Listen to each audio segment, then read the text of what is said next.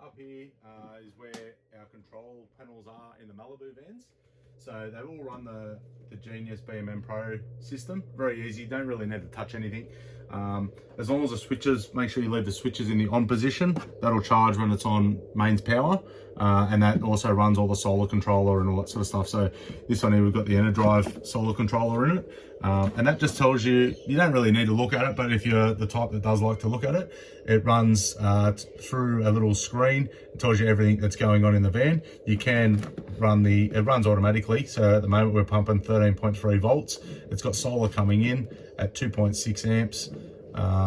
And you can actually hit the menu button and play around with that, but you don't need to really touch anything. We've got a fire blanket up here in the event we need to use that. In here also we've got our first aid kits, and we've got some playing cards in there as well that I've just pulled out a minute ago.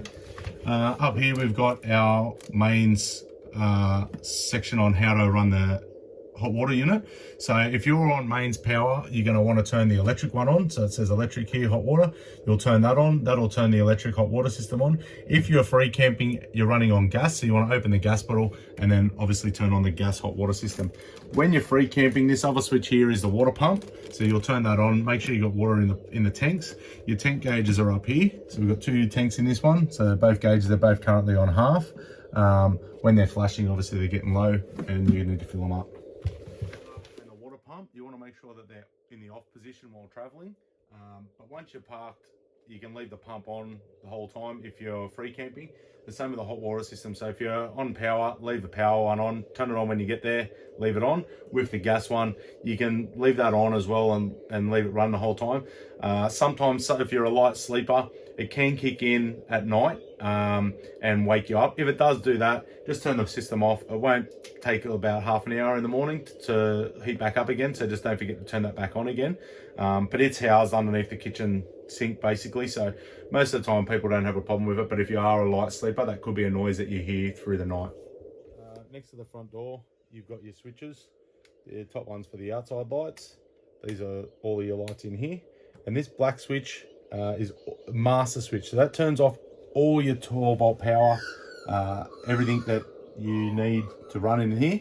And that's more for just if it's your own van and you are storing it at home, you could turn that switch off knowingly that everything's turned off in the van. It will turn the fridge off, it will turn everything off, so make sure that that switch stays on at all times. Got your aircon remote, just like your aircon remote at home, on, off, and your settings, your temperature, that sort of stuff. Again, that only works when you're on 240 volt, or you got the generator plugged in. This one is your light switch for above the bed.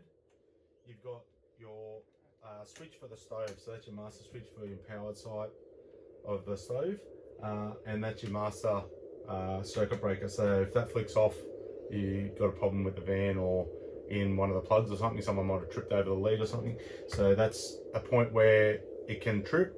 There's also, if you're in a caravan park, I don't know why, but a lot of the time people will tend to turn the circuit breaker switch off at the pole.